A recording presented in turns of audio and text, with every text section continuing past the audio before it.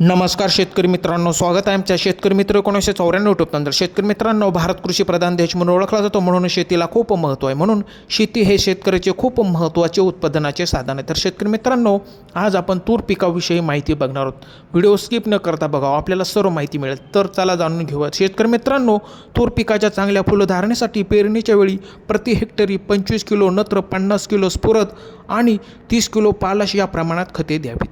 मित्रांनो, urea single super phosphate आणि muriate of potash किंवा डाय अमोनियम फॉस्फेट यांसारख्या खतांच्या माध्यमातून देता येते। शेतकरी मित्रांनो, तुम्ही बघू शकता आमच्या मित्राची तुरीची शेती कशा प्रकारे खूपच छान प्रकारे फुल सेटिंग झालेली आहे। खूप नियोजनबद्ध शेती केलेली तुम्ही बघू शकता। मित्रांनो, तूर फुलांची संख्या वाढवण्यासाठी 0.2% बोरॉनचा वापर करा। प्रमाण साधारणपणे 20 ग्रॅम प्रति 10 लिटर पाणी वापरावे। मित्रांनो, विद्युतसारख्या NAA आधारित उत्पादनांचा वापर करा। सुमेटो केमिकल्स इंडिया लिमिटेडनुसार हे उत्पादन अधिक फुले आणि फांद्या वाढवण्यास मदत करते। मित्रांनो, दर महिन्याला तुम्ही 2 किलो प्रति एकर या प्रमाणात यांचा वापर करू शकता।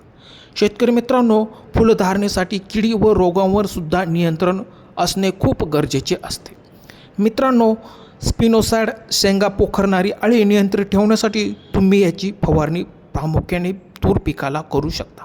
त्यानंतर कार्बेंडिझिम हे तूर पिकावरील बुरशीजन्य रोगावर नियंत्रण ठेवण्यासाठी तुम्ही याची फवारणी करू शकता।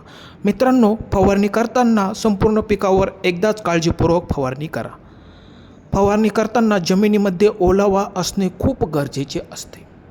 तर शेतकरी मित्रांनो, कशी वाटली माहिती?